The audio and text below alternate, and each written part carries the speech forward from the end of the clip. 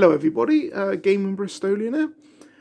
Try something a little bit different today. Basically, I've set myself a challenge. Could I find 10 games for £10 from CEX?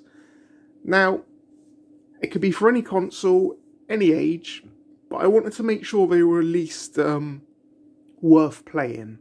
You know, they don't have to be all-time classics, but I wanted to try and avoid shovelware.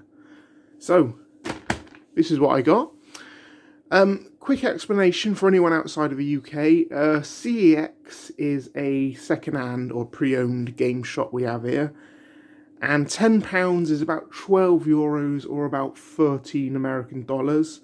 So you're basically looking about $1.30 a game. So with that out of the way, let's have a look at the games. So first up, we got Battlefield Hardline on the Xbox One for £1. This is, well, you basically play a cop in a Miami PD, excuse me, and you're basically taking on, how can you put it now, drug cartels and gangsters and things like that. First-person shooter parts, there are driving parts, really good game. Yeah, you see the back of it there. Yeah, worth getting this for £1. Or most of the Battlefield games are pretty good, but yeah, quite like that. Next up, Everybody's Golf on the PSP, also known as Hot Shots Golf in certain countries. Golf game, obviously. Very similar to Mario Golf, I'd say, where it is kind of quite fun, quite accessible, quite easy to pick up and play. Yeah, really enjoyed that game. Worth a look at. Next up, we got Call of Duty Black Ops. Now, you could have basically had any of the Call of Duty games, or most of them from the PS3, because they're all really cheap. They're all about £1, £1.50. I chose Black Ops because basically it was the one I didn't have. Now, this is set during the Cold War and during the Vietnam War.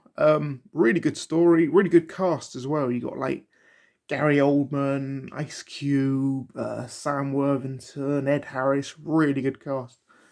Plus, as well, I'd mention, it is all still completely online. Like, all the servers are still up. I tried it the other night. There was about 1,000 people playing. So, you can easily find a game. Plus, of course, because it's PS3, free to go online. You don't have to pay a subscription or anything. So, yeah, for £1, absolute still. We got Sega Bass Fishing for the Nintendo Wii. This is a port of the Sega Dreamcast game, Sega Bass Fishing, which itself was a port of the Sega arcade game. Really good game, this. Even if you don't like fishing, like, I'm not a massive fishing person, but really cool game. Very arcadey, very easy to pick up and play. Very Sega, basically, if you like sort of Sega arcade games. Yeah, really good for £1. Believe this also came out on the 360 and the PS3 as well. I'm not sure physically, I think it might have been digitally, but yeah, still a really good game. Next up, we got Resistance Fallen Man on the PlayStation 3. This is a shooter. It's basically set in the 1940s in Britain and the 40s, just after the Second World War. So it uses that sort of retro aesthetic, I guess people say. But instead of fighting troops, you're fighting basically alien invaders. Really good game. I believe this was a launch title. It was a launch title for PS3 in the UK anyway. Yeah, really cool little game. Quite moody, quite atmospheric. Yeah, worth a look at. Next up, we got Lumes, or Lumnis, I think. I'm not sure how you pronounce that.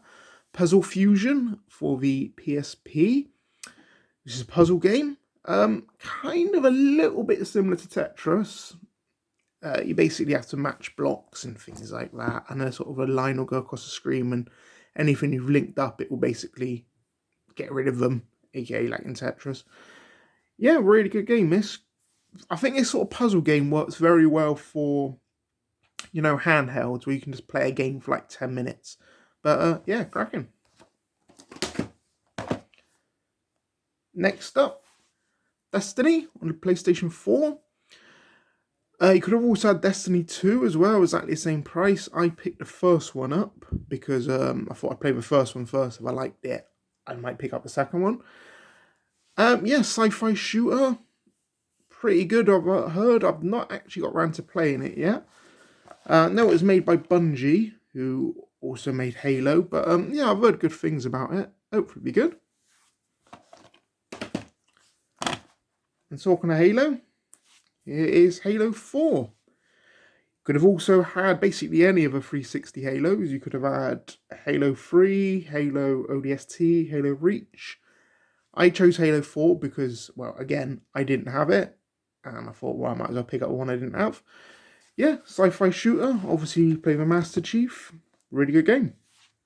I'd also say as well, this is backwards compatible. So if you have an Xbox One or an Xbox Series X, you can play it on that as well. So, cracking.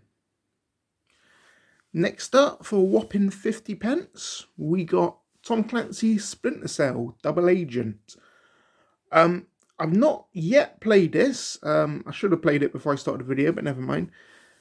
I've played some of the other ones. They're basically stealth games, you know, obviously Tom Clancy being an author. Hopefully it'll be good. Looks pretty good. Again, 50 pence, so even if it isn't, it's not the end of the world. Yeah, hopefully, you're alright.